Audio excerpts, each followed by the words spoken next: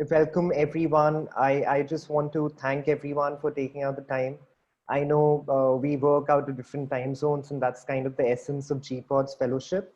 I am Ishan. I'm the co-director of GPODs. Here with me is Arpit. We would be doing a quick welcome address to you guys, and then we'll switch it over to John and Christina, who would be helping us welcome Her Excellency, who's with us today. Uh, I just want to quickly talk about how GPODs as an idea wishes to collaborate facets that are otherwise practicing in different compartments of public life. So there's public policy, diplomacy, and sustainability. And GPODs came up as an idea to promote sustainability by way of all of these different tools that we come across to make effective policy changes. Uh, Two, three things that are very important for us to establish a qualitative GPODs cohort. So congratulations to all of you who are a part of it. And for those of you who are still joining in. Second thing is imparting quality skill-based expertise. And that is not restricted to what we learn in books or what we study in institutions, but also learnings from people who've worked in the space on the job. And thirdly, by providing you with the network and the opportunities therein to help not just meet your career goals, but also explore your professional opportunities that lie in front of you because of your career choices or professional choices. So that's the basic idea of GPODs. And again, I welcome you all. Arpit, just a quick few words and then we can switch it over. Sure. I think just hello to everyone. It's the first time where just the GPODs fellows are coming together, and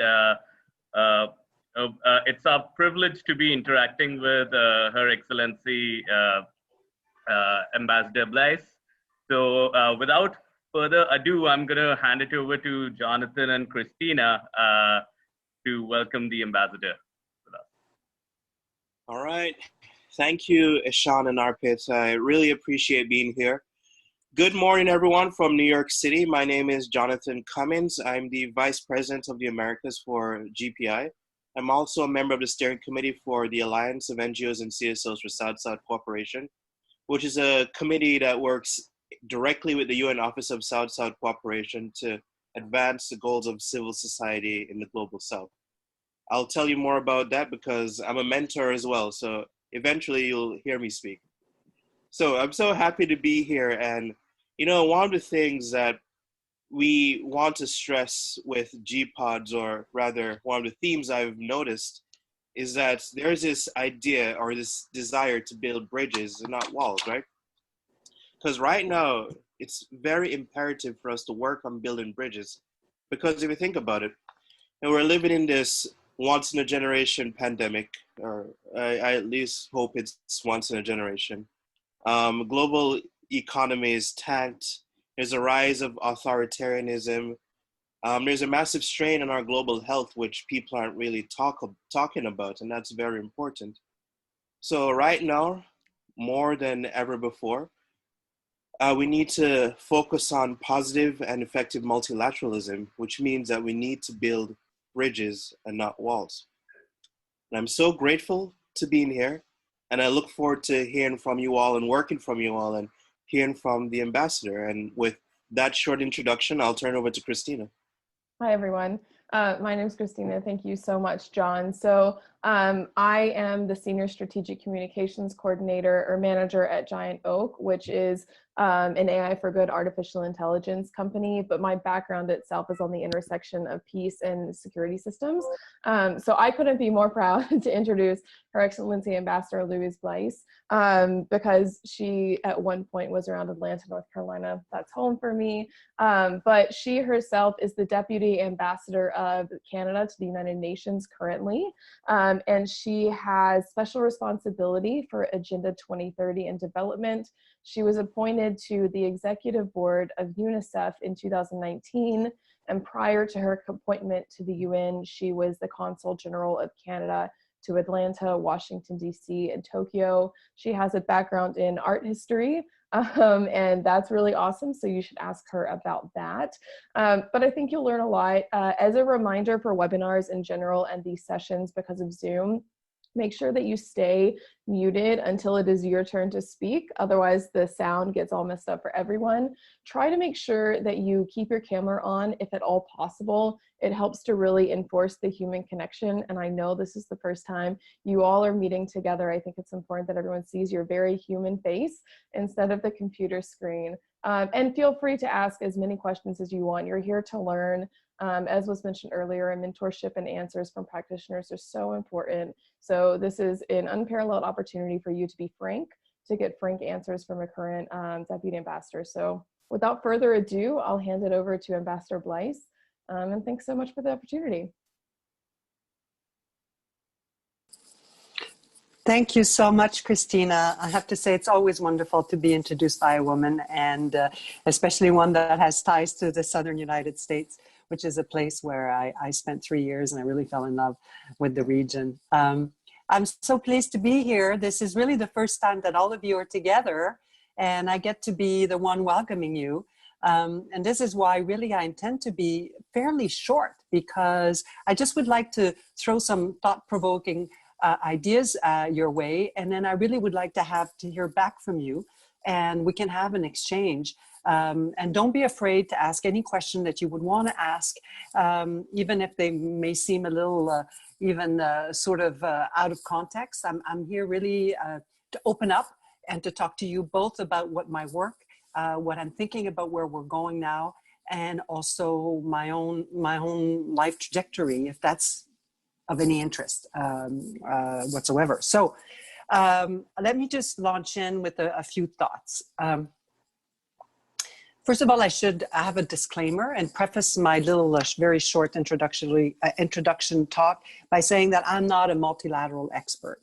I came from the world of diplomacy. I came from bilateral relations, where one country engages with another on bilateral issues. When I was asked to come to the UN, I looked behind me and I said, why me? Because I really do not understand this multilateral world. I was actually, to be honest, a little intimidated because it's seeped with rules and procedures and exactly the kinds of things that I feel sometimes hold us back from getting the real work done. And so I was a little bit apprehensive, but was convinced to come. My main goal was to run Canada's I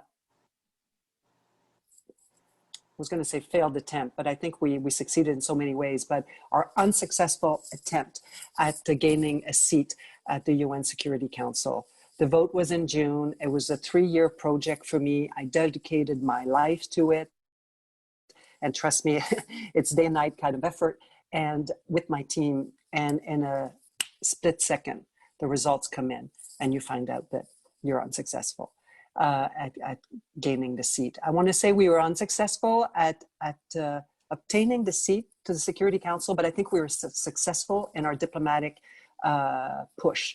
What it caused us to do is really re-energize all of our bilateral relationships with 190 countries around the world. There are 193 members, but we don't count ourselves. And of course, our competition, we don't count them either. So it was really 193 countries that we had to either rejuvenate our relationship with, or in some cases address some of the irritants that might have existed. Canada is a popular country around the world, but we also have our challenges. And so those came out very clearly in the campaign. But while I was running the campaign, of course, as Christina said, I was also responsible for Canada's engagement on the issues of the SDGs and Agenda 2030. So those two things were going on at the same time. And that's really what we're talking about today. So never has the world, you know, as you know, I'm not saying anything you don't know, but we've never faced a universal crisis of this magnitude since World War II. And even I would say that probably climate change, and that's what I'm talking about first, is probably even more all-encompassing in terms of the globe and its impact than World War II. So you have this incredible crisis that is brewing, some aspects of it silently, some not so silently, having huge impact around the world in basically every single aspect of human life.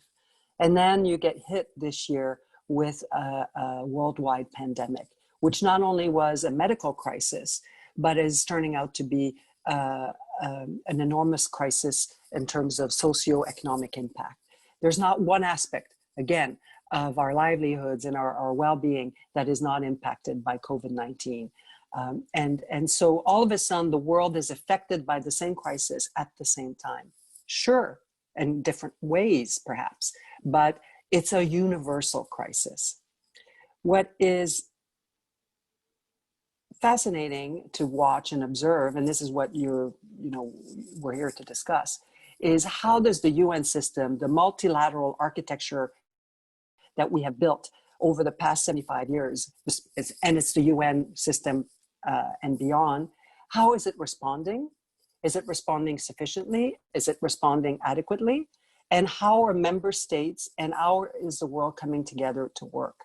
And the UN has tried over the years to involve civil society and its deliberation, its decision-making, its reflection, and to a certain extent, we've been quite successful. So civil society tends to be NGOs. That's who tends to come to the UN.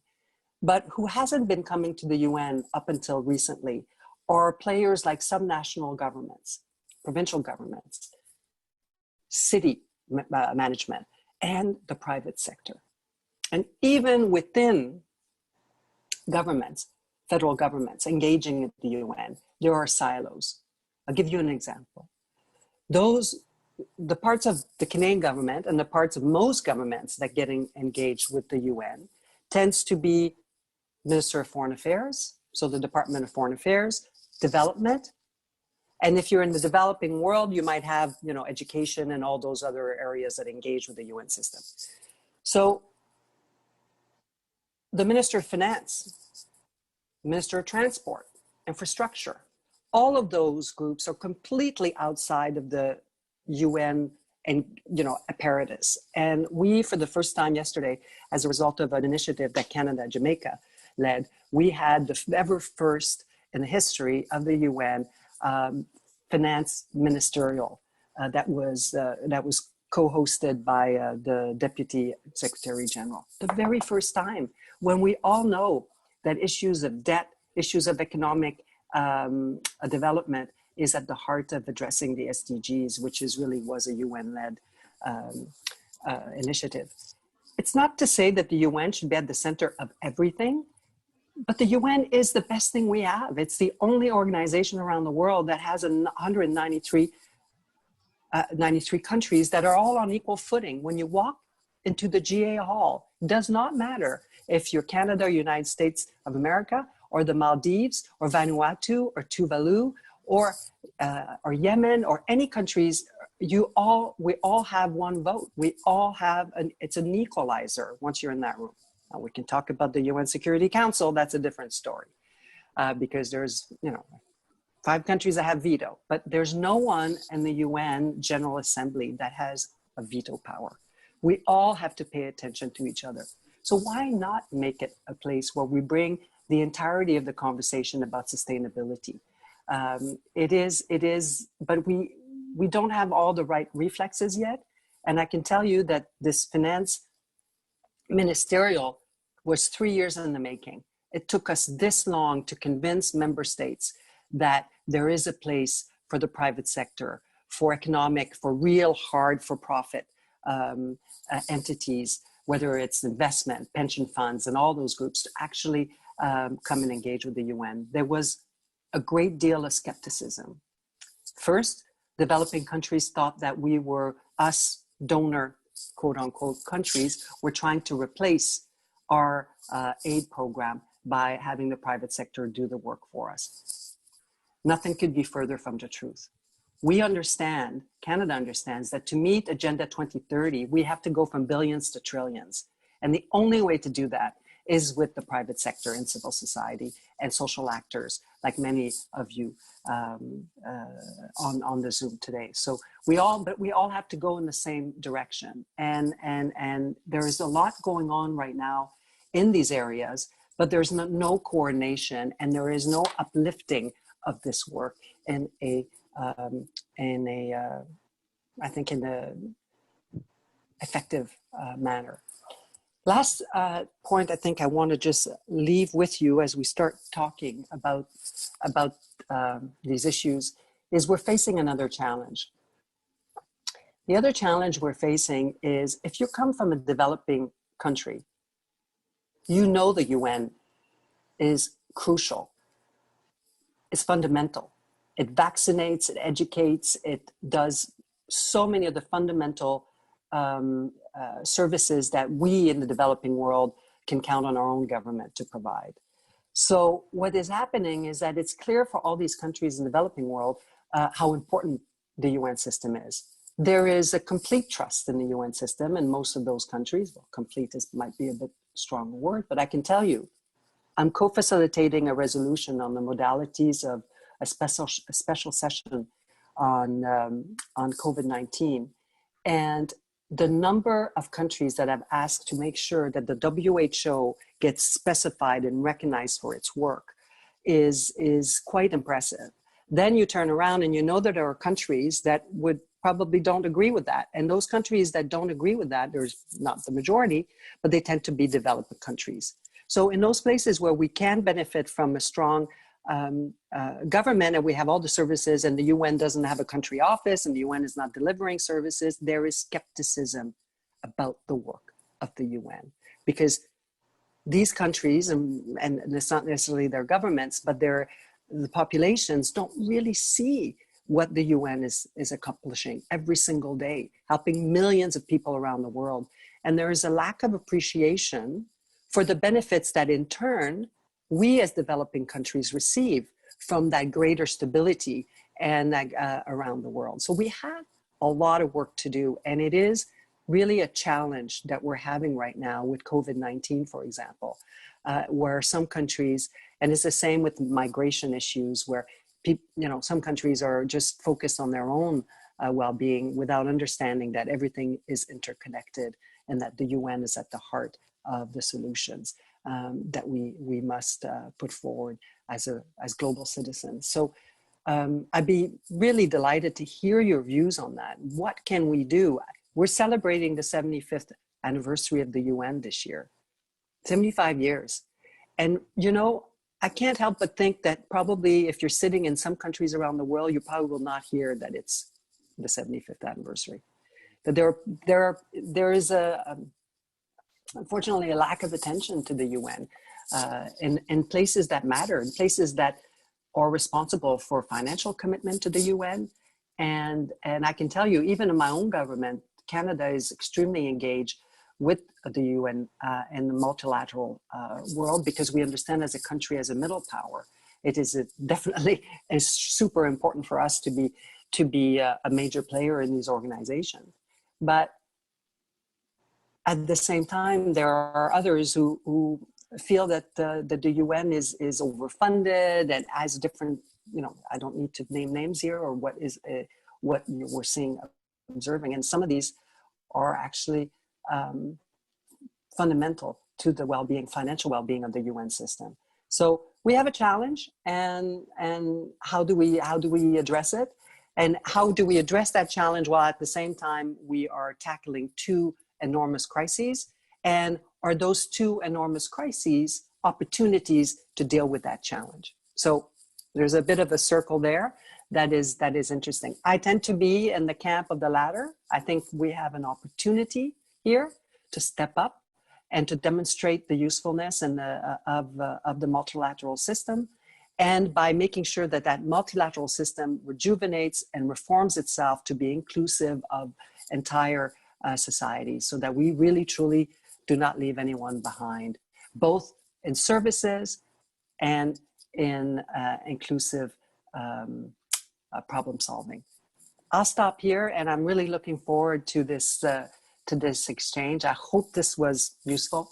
and as a little bit thought-provoking, so we can have a good exchange. Merci.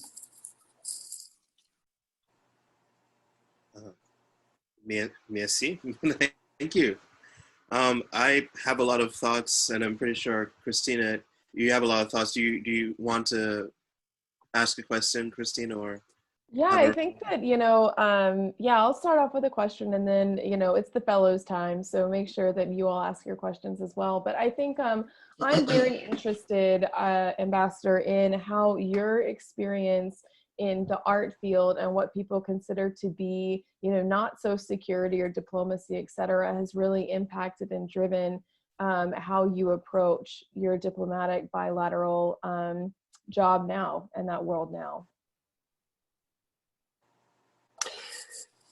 That's a great question. That's truly a great question. And I think I can answer that very humbly by saying I'm not your typical diplomat. And this is why the UN was for me a little bit intimidating. It's because I knew that this is the place where typical diplomacy happens, and it's full of rules and procedures. And I'm more action oriented. I come from the private sector originally. And my parents were both business owners. I like the bottom line. I like results. I like to see a real outcome of an effort. When you're in diplomacy, it tends to be much more abstract, and what tends to be, and you count your successes and maybe commas and periods here and there, because it's unfortunately. That's why I was attracted to managing the UN security campaign, because I knew that there was going to be a hard result. We were either going to get elected or not elected, and we weren't elected. But but it was, nonetheless, it was for me a real something much more concrete that I crave, and so I bring that to my work. I bring the perspective of the private sector to my work. When I was Consul General, in the Southeast United States, my focus was on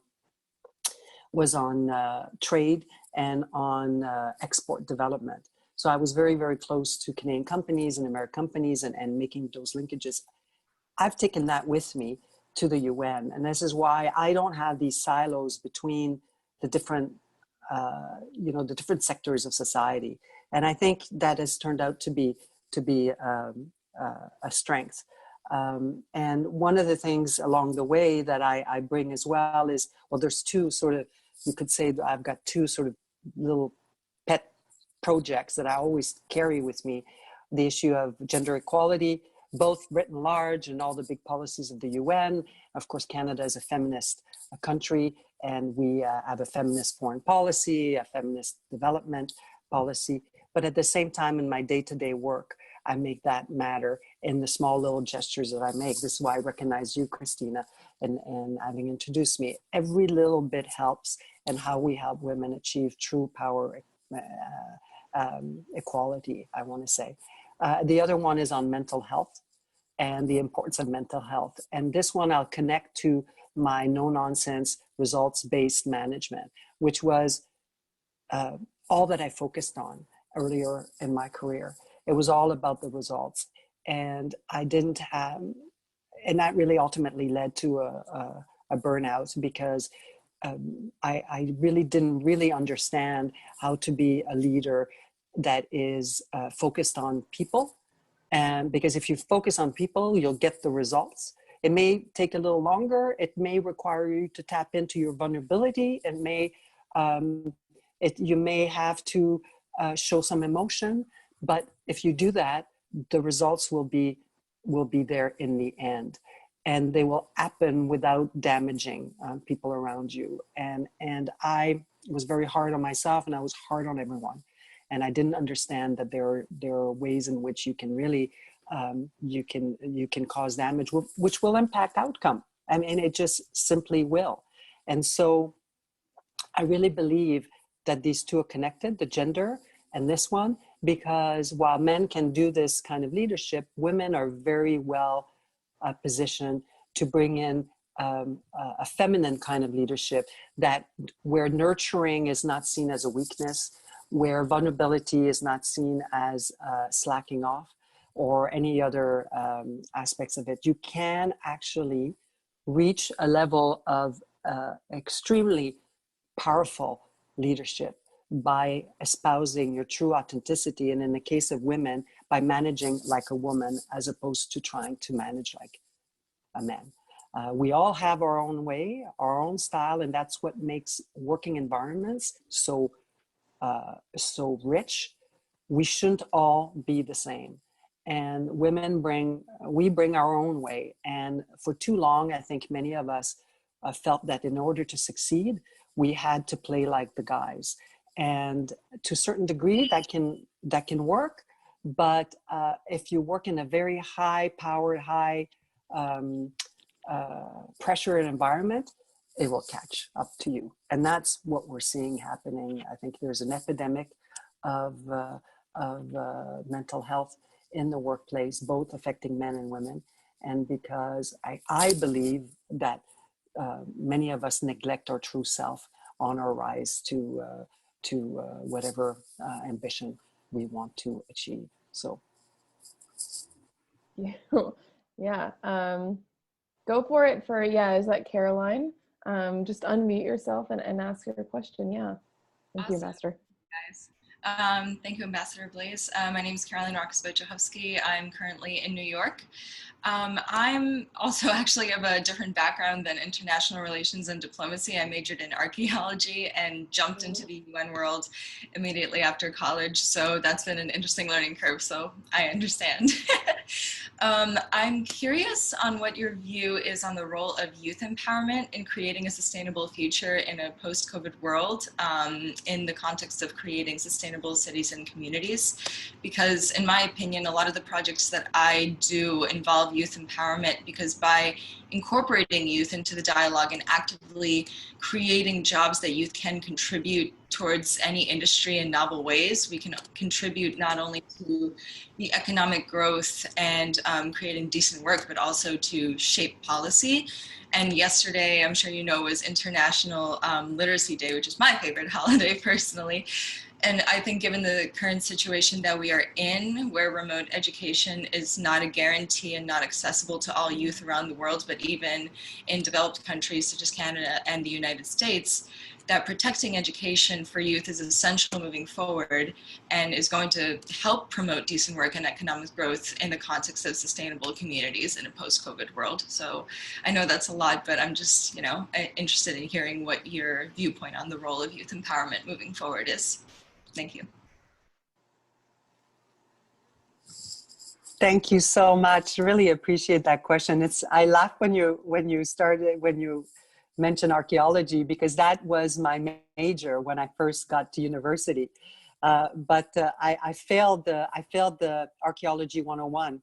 It was the only class in my life that I failed. And I remember I had a part-time job at the time working at an art gallery. And I would dress up because, with the clients were all very fancy, and I would go to class after all dressed up.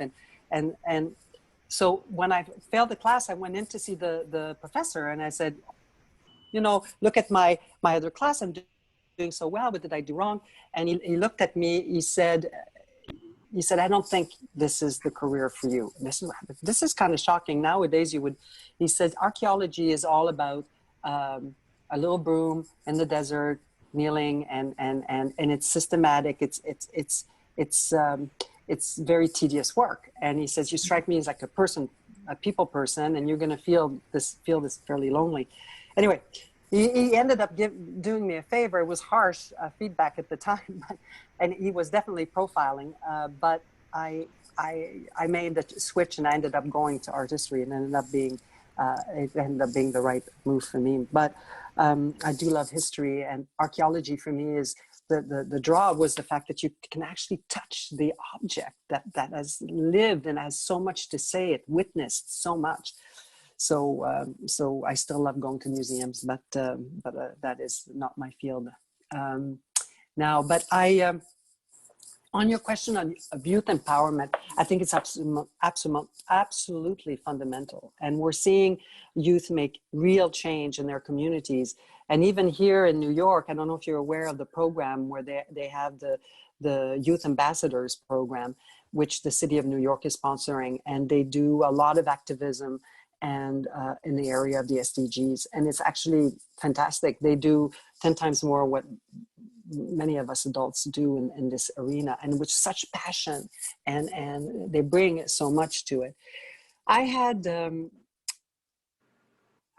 I think my most striking moment in the GA Hall in my 3 years at the UN was when Greta came to speak to us.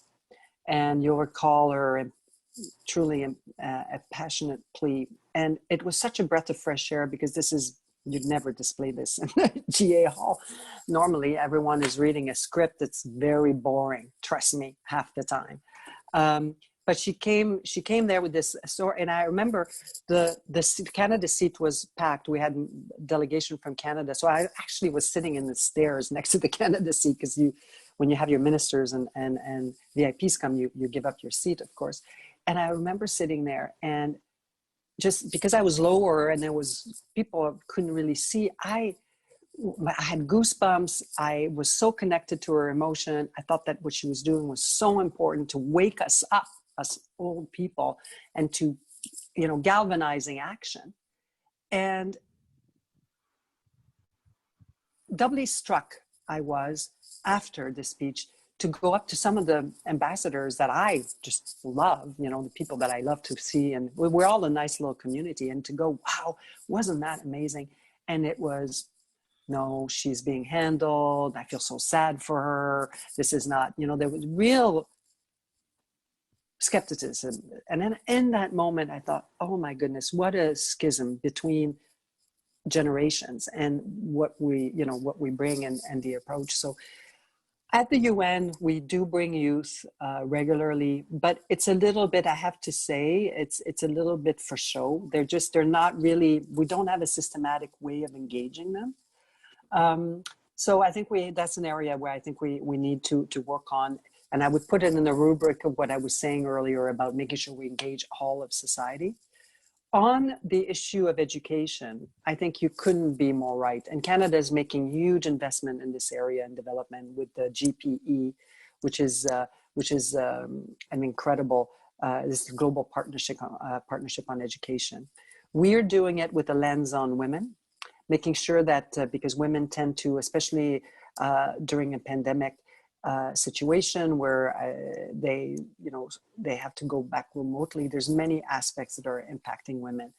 We're seeing an uptick, of course, on violence. We're seeing an uptick on early child enforced marriages because for economic reasons. So we're very worried that this pandemic will lead to a large number of women never coming back, or girls never coming back to the classroom. So this is an area we're working very, very hard on.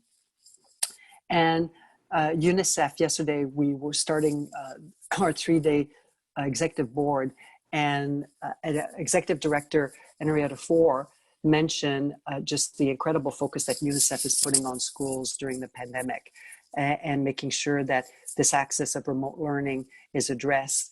And so it's not just so, but therein lies the absolute necessity of partnership between a UNICEF and another entity of the UN or the private sector. And UNICEF, of all the funds and programs at the UN, is the most adept at managing private sector partnership. They're also the only major agency of the UN to have a robust fundraising program, right? People donate to UNICEF, but people don't necessarily donate to UNDP or UN Women, so UNICEF is really in a class of its own, in my view, at the UN. But they've also now appointed, was 2 years ago, a new czar internal to the organization that manages this private sector partnership. Because in order to have remote access to education, you have to have access to the internet. And that's not the UN that's going to provide that. It has to be done in partnership with local governments and other entities. So these are the kinds of areas in which we're pushing. We're doing all we can, but this is an area of real concern. And hopefully we will alleviate most of the impact. But the jury is out on that still. Thank you so much. All right. Thank you. Thank you for your question, Caroline. And thank you for your answer, Your Excellency. So we have, I hope I don't mispronounce this person's name, Sashank? She has a question? Yeah. Sashank has a question? So by the way, you pronounced it right? It can be close to Shawshank Redemption. So good evening, Ambassador. I have a couple of questions actually mingled into one. So while I hear you that you said that the UN, right, is a pretty equal space, right, and the General Assembly does not have a veto, right? But lately, there's been a grouping, right, which loosely is called the Global South, right, led by China, where there has been a huge pushback, right, against the UN and various Bretton Woods institutions, right, and especially around the worldview, right, that these institutions have propagated over the past 75 years, right? So, your comments on that. That's number one. Number two, there's been a certain resistance, right, to structural reforms, right? Like, for example, right, as many people would say, right, that in the community of nations, right, there is no one person, right, or no one sovereign, or no punitive laws, right, that can define, right, or enforce something. So, what's your view, and what's your view around a parliament, right, at the UN, where the population of the world, right, elects representatives to the UN, and that kind of acts as a body over and above national governments as one of the structural reforms. So, two parts to the question. Thank you.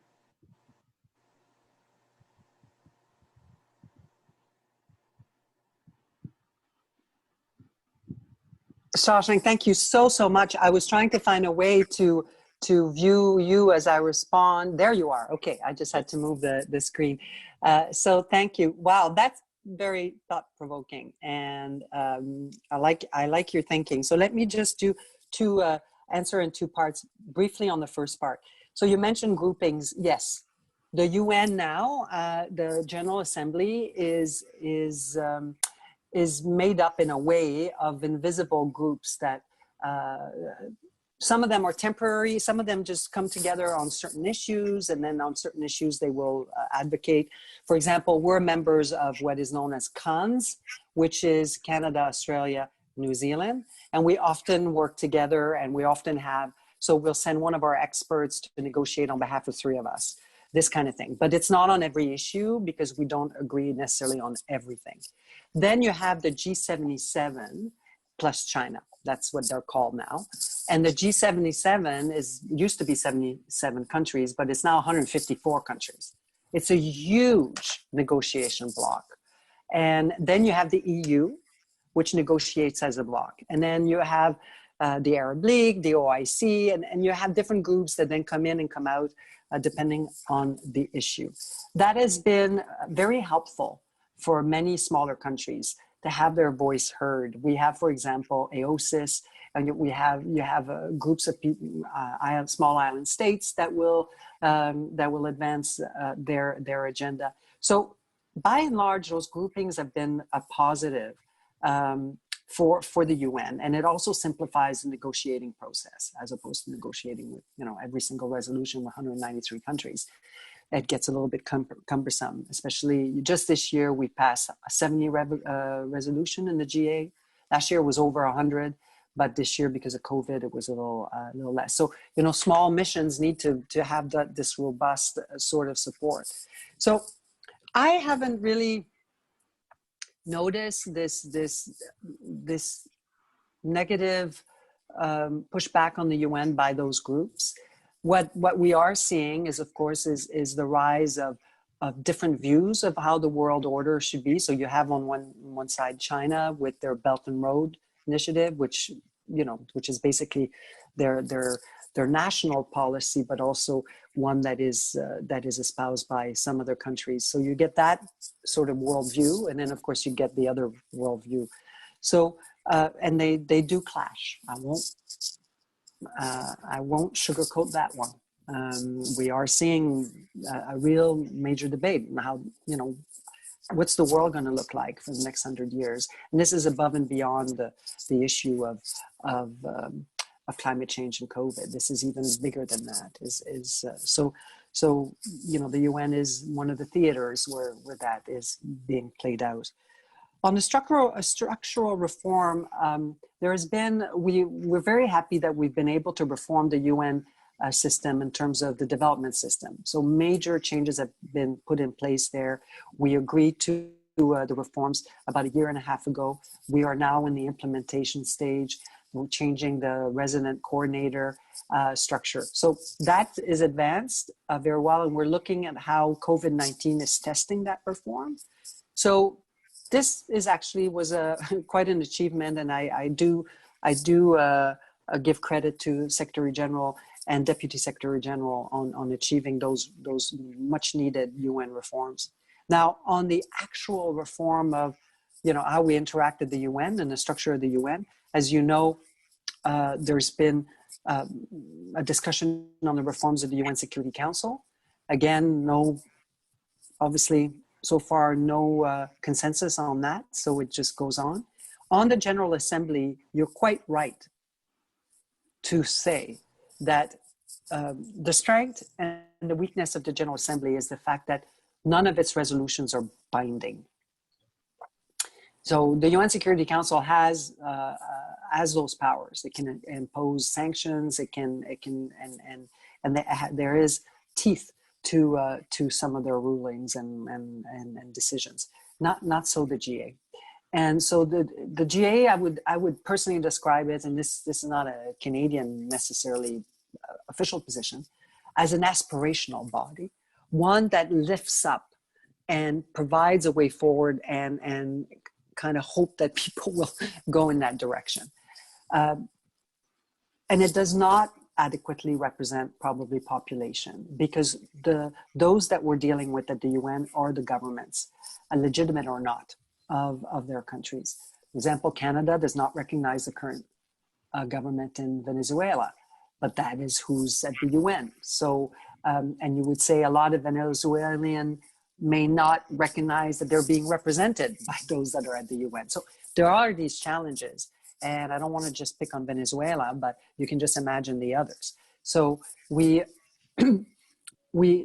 so what you're saying is an issue. And I personally would like to think that if the world had a vote on the UN Security Council, if every citizen around the world, global citizen, could have voted, I think we could have probably have won.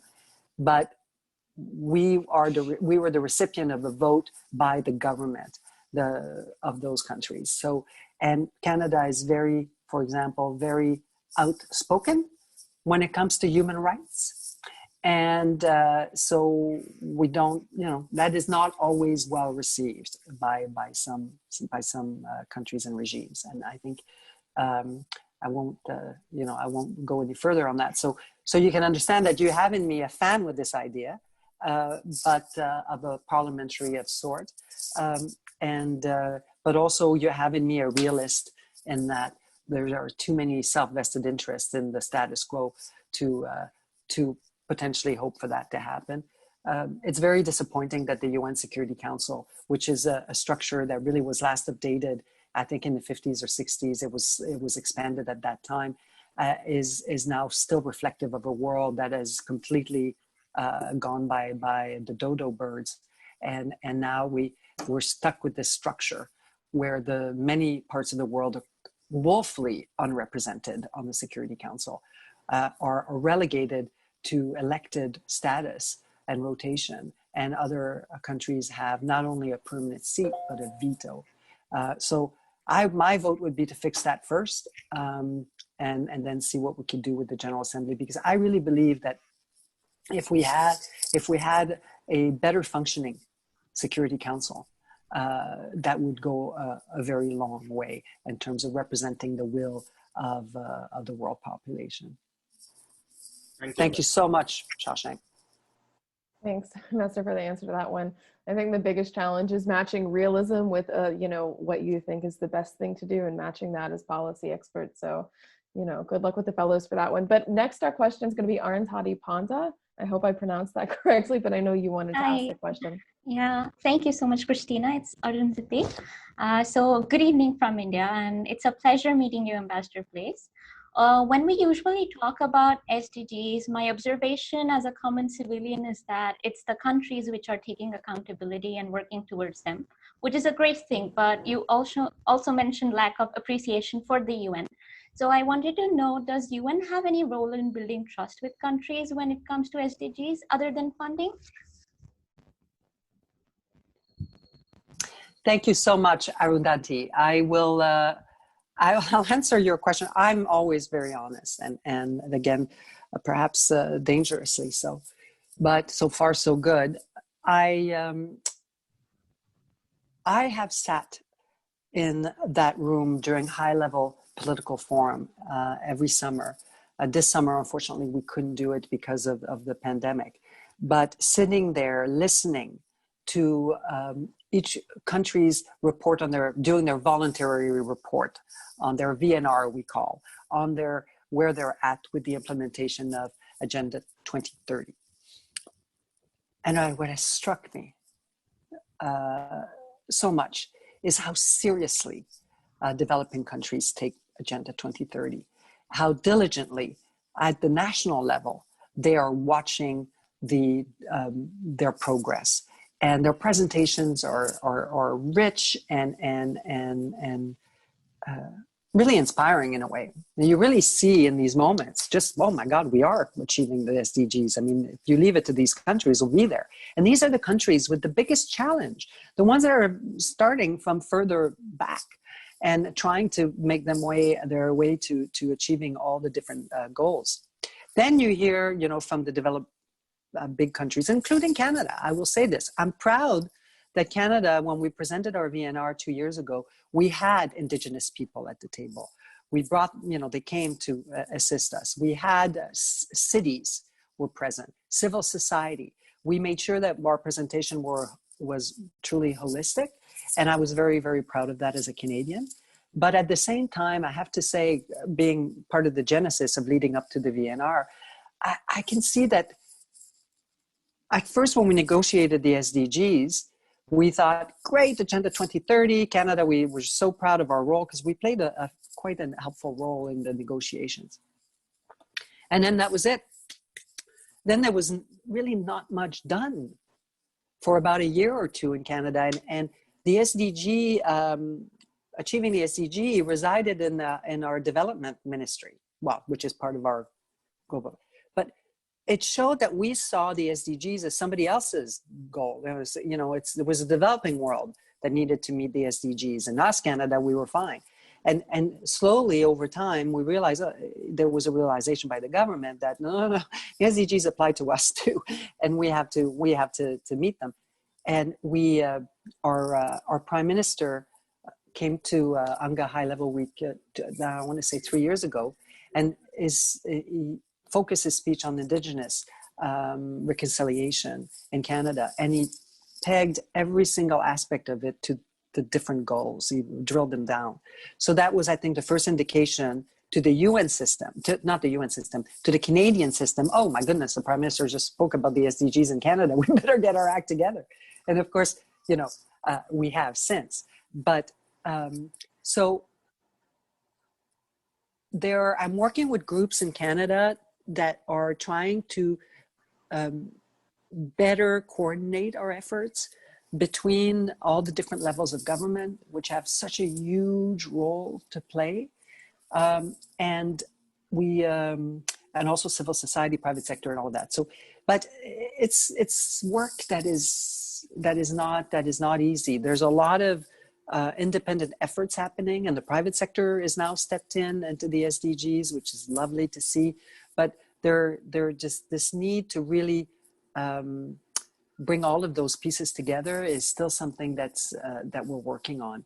But I think it's absolutely fundamental. And I was very happy last year when, as part of the Secretary General Summit on Climate Change, the same one where Greta spoke, he invited Montreal's mayor, Valérie Plante, another great woman, she was the only mayor invited, but to talk about what the city of Montreal is doing in terms of climate mitigation and adaptation and so on and so forth. So, but we need to go beyond these, one-time panel, and we're looking at it again. She'll be coming back probably, breaking news. She'll be coming back to the UN virtually this year to continue to work on this issue. So on the part of the Secretary General, I think there's a real realization that we have to break the system so that we're not just addressing this from a federal government perspective. I hope that was helpful. It's such a complex issue. It's hard to be brief. All right. Thank you, Ambassador. So thank you for the breaking news for all of your insight.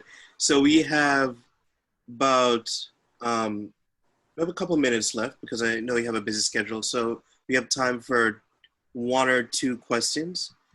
And I saw there have been some spirited debate that's going on in the chat, but let me just quickly go to Upasna really quick. So let me have her ask her question, and then I guess we could close out with one more. Thank you, Jonathan. Good evening, Ambassador.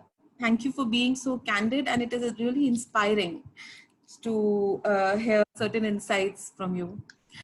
So I am an advocate by education, ma'am, and an assistant professor, educator by choice. So basically my question relates to the topic of rule of law. As you have yourself suggested that certain UN agencies have proved to be a success, like UNICEF. But there are doubts created regarding the transparency of other international organizations, particularly like WHO, World Health Organizations, which is in currently in debate because of the COVID pandemic, and the level of transparency expected was not matched. And the doubts are bigger when we come to realize that the donors, the funders of these organizations are largely private organizations, which might have, I'm not suggesting, which might have ulterior motives. So can international organizations be put accountable to the standard of rule of law?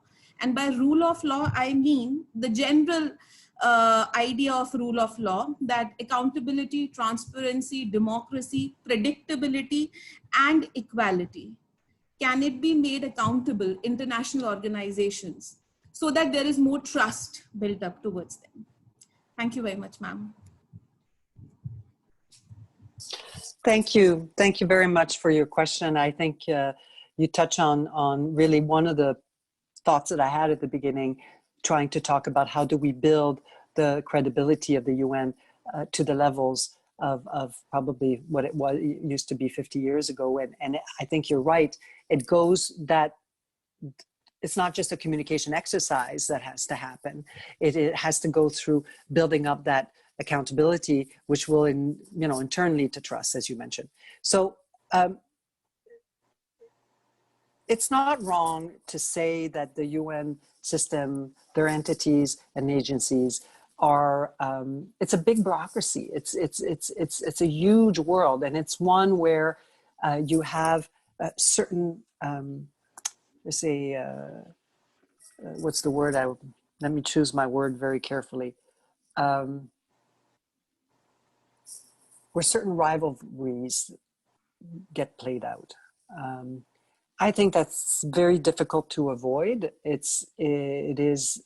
The UN is only as good as its member states at the end of the day. It is it's a complete reflection on us. And nothing that happens at the UN and the UN system is not just reflective of either the member states, what we're doing, or human nature in general. It's certainly not immune to any of those things, no matter how idealistic it may be. We, I won't address the WHO issue. I think in Canada has said that right now we need to focus on dealing with the crisis, but I think like many other countries, we would like a thorough study. I won't use the word investigation, but study of what actually happened and what we can learn from it. I don't think Canada is in it for the witch hunt part of it. We're in it for making things better for the next time. So, and I think that is shared by many countries. But when I was vice president of UNICEF last year, and it came out, there was a very, very eye-opening report that came out, internal report, about the health of the organization. And what came out, the report was commissioned, it was an independent body report, was commissioned to look into sexual harassment coming out of the Me Too movement. You know, the UN, unfortunately, is again not immune to that, and we've had some terrible problems with some peacekeepers, and because in many countries around the world, the UN is sort of holds a lot of power. When you have that, you can abuse the power, and it translates, unfortunately, in very egregious sexual harassment and sexual exploitation incidents. So the report was commissioned mostly to find the level of incidence and whether UNICEF had the right mechanisms to address these issues and complaints. What it found is that, yes, there are some cases of that, but what UNICEF had as a almost bigger problem, more systemic problem, was a problem of systematic abuse. And it is because in a place where everyone joins for idealistic reasons, and in a place like UNICEF, where everything you do can save a child's life, it's easy to be put in a position where by superiors or others, you can be in the name of the mandate, forced to do things, work beyond your capacity, or do things you normally wouldn't want to do, right? So there is something about these kinds of organizations that I think we really need to deconstruct and look at, because, and you get different cultures. This is a place where you've got leaders coming from all over the world, they're handpicked, we all kind of vie to get our Canadian as a deputy director and so and so. So you're getting all these cultures together, working together with different backgrounds, and it is, you really have to systematically make sure that the organization focuses on its own health, and under Henrietta Fore, it's now doing that, and it's working through some of these issues. So I think I wouldn't be surprised to find, as we look into the WHO and its response to COVID-19, that there were these kinds of issues that were at play, dynamic between. And I come back to what I was saying earlier. It's all about people, and if you don't. If your people aren't healthy, if as an organization, you're going to have some issues. And if you have too much power in the hands of one over the other, it can lead, and there's rivalries between the organizations. So it's not alone in that. I think private sector, big companies deal with this, but because it's the UN, it's that much more important that we fix these issues. And I want to say that now we have had, there's been issues with UNRWA. If you followed with the leadership of UNRWA. So we will never really convince the donors if we don't fix those systematic issues within the UN system. And the reform that I was describing earlier, I think was helpful. It shaked things up a little bit. And when you do a reform as important as that particular reform, you are by definition taking power out of one sector and giving it to another. You're shaking things up. And I think that's a positive first step. But we also need to address the sound management of all those organizations and try to take as much as we can the politics out of it, which I know is difficult and naive, but is absolutely crucial if we're really going to restore the health in terms of those organizations. And don't get me wrong, they still deliver. These places are still delivering. It's just that what more they could do if that was addressed. It's what's lost that's the problem, in my view. So much more can be done. All right, so thank you so much for that answer, Ambassador. We will have time for one more question.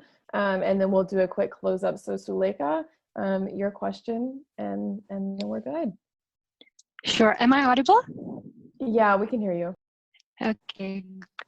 Good morning / good evening or good afternoon to everyone, depending on where you are in the world. And thank you, Ambassador, for all your very frank answers. So I have something something which is always brushed under the carpet, and about unpaid internships at the UN and how it affects individual access for aspiring professionals from, let's say, lesser advantaged sections of the society. Because coming from my direct experience in Geneva, I could be there because I was supported by a scholarship, but then I could go in, not allowed to continue into the secretarial levels. So then how do you ensure that in the secretarial support staff, there's enough diversity when at the same time you can't have, I mean, if you're not paid, you can't come all the way to, I don't know how it's in New York, but you can't come to Geneva, Vienna and support those exorbitant living costs. So how do you address that situation? Thank you. Thank you very much for your question. I'm very happy to say that a few years ago, in the case of Canada, because before COVID, our mission to the UN would have 2 interns per semester. And used to be years ago that there was unpaid. And of course, the people, the interns you get tend to be those who have the means to be able to come to New York and work, not necessarily the most deserving, although they were deserving, of course. But so we've changed this, and Canada now has a policy, and across the government of Canada, not just abroad, but in general, unpaid internships are now basically no longer allowed. So all interns are now paid when they join the government. So we fixed our own house in this area, and I'm very happy to have done that. That being said, even if you pay them, the cost of New York is just, it's probably very difficult for them to be able to break even on that. And that's just a New York issue. And I'm sure it's the same in Geneva. But as far as the UN is concerned, it's not an area that I've focused on. I know that the UN, and we'll come back to this issue about the fiscal management of the UN, the UN is on the precipice all the time of default. The UN does not have the ability to borrow. It does not have the ability. It can only rely on the cash that they receive from member states. And when that runs out, there is nowhere they could go, no bank, no organization for a bridge loan, to make it to you until they get the next major payment. So we're constantly dealing with financial precipice at the UN. Before COVID, they stopped. We couldn't do any events outside of 6 o'clock. We couldn't, they turned off the escalators. They turned out the elevators, because they weren't able to meet the cost of running the UN HQ. And what they felt is, let's cut down on those costs, not on the field costs, because that's, obviously we don't want to do that. So there is a real issue with financial management at the UN, and any new program, anything we call them PBIs, or anything that has an added budgetary consideration, has to go through Fifth Committee, and first CABQ, then Fifth Committee. And I'm telling you, there's a lot of countries that are they're watching like a hawk to make sure that the UN does not spend 1 cent more. And so I'm not excusing the issue of internship. I personally believe that interns should be paid. And for the very reason that you've described, because it creates this unfairness into the system. And I don't understand why, because they have their original program. I don't understand why they haven't been able to find the budgetary item to be able, because it's not really in the scheme of thing all that expensive. But what I'm going to do is I'm going to look into it with our Fifth Committee expert and try to find out if that's ever come up, because now you've made me a little bit curious about it. All right. So thank you for your time, Ambassador, and thank you for answering all those questions. And, to the last point, money really makes the world go round, and I wish we really could have abolished unpaid internships. I know that would have really helped me when I was in college. But no, I really do appreciate all your insight and your valuable points and everything. And I learned a lot. And as someone who sort of operates in the UN space, it was very insightful to hear what you had to say. And I'll quickly move over to Christina so she could give her insight or thoughts on anything. Yeah, I mean, thank you so much, John. I think that the big lesson here is that there really is a difference between, what ideally you would have done and then how the world works. And that includes money, that includes diplomacy, that includes human relationships. And I think my experience with the UN is that you do have, representatives of governments, not necessarily people making these decisions. And that adds another layer of complexity. So to hear these things, frankly, from the inside is so helpful. And I can only imagine how helpful it'll be for all 30 of you as you embark on these studies. So I'm excited to see what you all do. I've learned a lot. It's a great way to spend a morning. So I'll hand it over to, if there are any final comments before we all head off and, go change the world.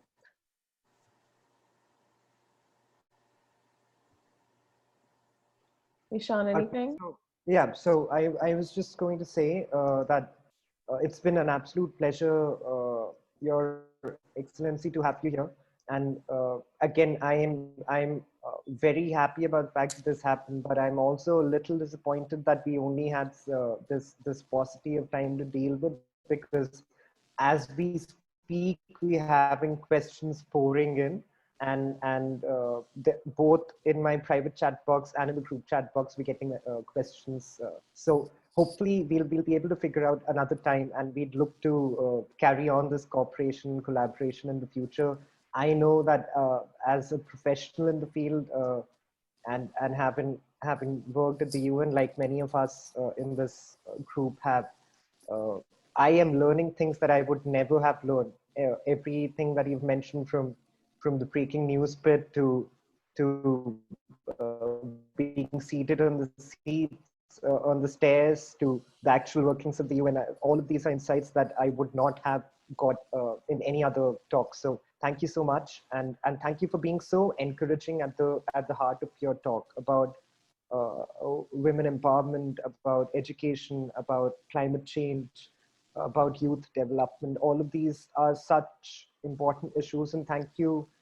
It brings me great joy that someone of your stature is actually considering these issues as important issues, and I can see spoken about it, that you're actually working towards these issues. So it brings me great hope, and I could not be happier for myself. There's a selfish motive, and for all of the fellows here.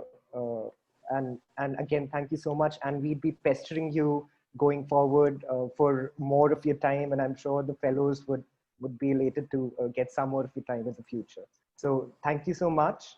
And thank you, John and Christina, for doing this. I think you were brilliant.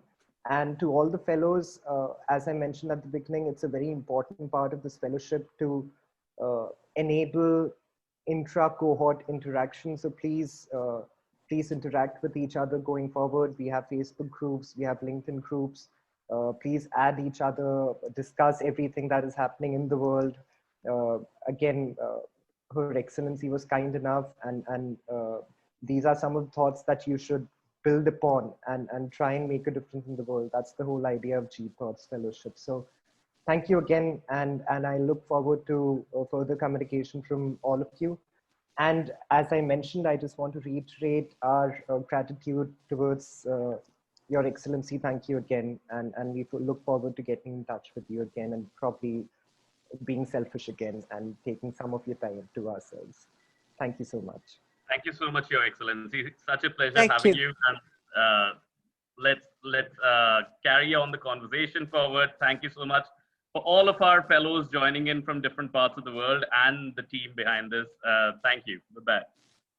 And please, you can reach me on Twitter. That's the easiest way. You'll find me, and you can direct message me. If you follow me, I'll follow you back. Just tell me, and then and you can reach me there at any time. Thank you. Thank you. Thank you, Ambassador. You have a nice day. Goodbye. Thank you. Bye. Bye.